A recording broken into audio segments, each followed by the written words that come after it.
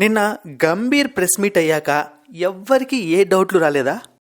నాకెందుకో press meet అయిన కొద్దిసేపటికి కొన్ని డౌట్స్ స్టార్ట్ అవుతున్నాయన్నమాట.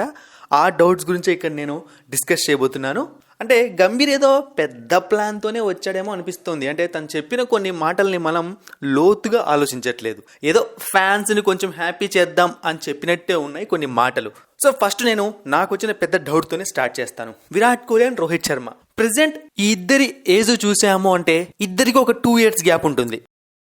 2027 వరల్డ్ కప్ అంటే రోహిత్ శర్మకు 40 years వస్తాయి, విరాట్ కోహ్లీకి 38. గంభీర్ ఏం చెప్పాడు?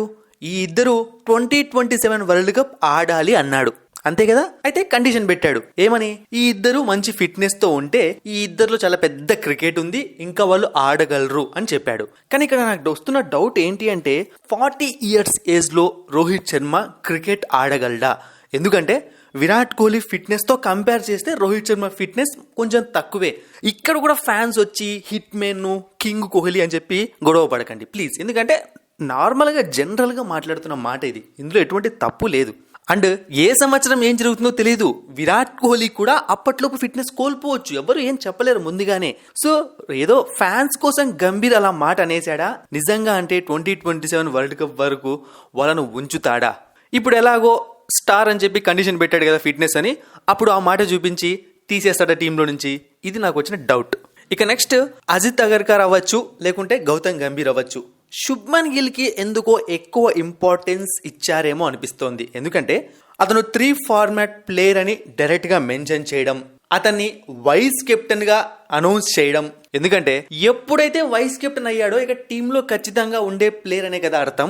అది కూడా ఇంతకు ముందున్న వైస్ కెప్టెన్ అయిన హార్దిక్ పాండ్యాను టోటల్ గా ఆ బాధ్యతల నుంచి తప్పించి కెప్టెన్సీ వేరే వాళ్ళకి ఇవ్వడము. సో ఇదంతా చూస్తుంటే ఏదో గట్టిగానే ప్లాన్ చేస్తున్నారు. మనకు ఈ ప్లానింగ్ నుంచి కొన్ని విషయాలు ఫ్యూచర్ లో బయటకు వస్తే అనిపిస్తోంది.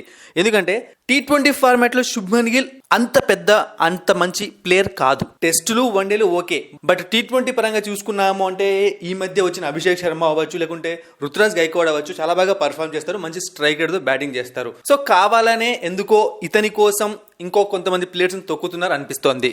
ఇక నెక్స్ట్ గంభీర్ కోచ్ కాకముందు చెప్పిన ఒక స్టేట్మెంట్ ఏంటి అంటే సూర్యకుమార్ యాదవ్ టెస్ట్ ఫార్మాట్ కూడా ఆడగలిగే ప్లేయర్ అని చెప్పి. కానీ నిన్న ప్రెస్ మీట్ లో ఒకటి ఫుల్ క్లారిటీ ఇచ్చేశారు మనకి, Surya is only for T20 format. అవును, అజిత్ అగర్కర్ చెప్పేశాడు, T20 ఫార్మాట్ ప్లేయర్లో ఎక్కువ కాలం ఉండే ప్లేయర్ కావాలనుకుంటున్నాము, అండ్ అది కూడా గాయాలు కాకుండా, అందుకే సూర్యకుమార్ యాదవ్కు కెప్టెన్సీ ఇచ్చామని. సో ఇక ఏ ఫార్మాట్ లో మనం సూర్యకుమార్ యాదవ్ని చూడలేమన్నమాట, అతన్ని ఆ ఫార్మాట్ కి సెట్ చేసేసారు. అంటే ఇక ఛాంపియన్స్ ట్రోఫీలో మనం సూర్యని వన్డే ఫార్మాట్ లో ఎక్స్పెక్ట్ చేయాల్సిన అవసరం లేదు.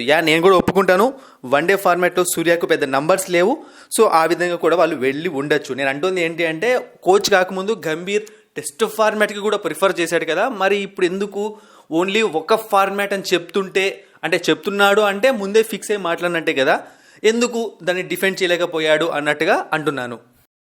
మరిన్ని ఇంట్రెస్టింగ్ వీడియోస్ కోసం సబ్స్క్రైబ్ చేయడం మర్చిపోకండి.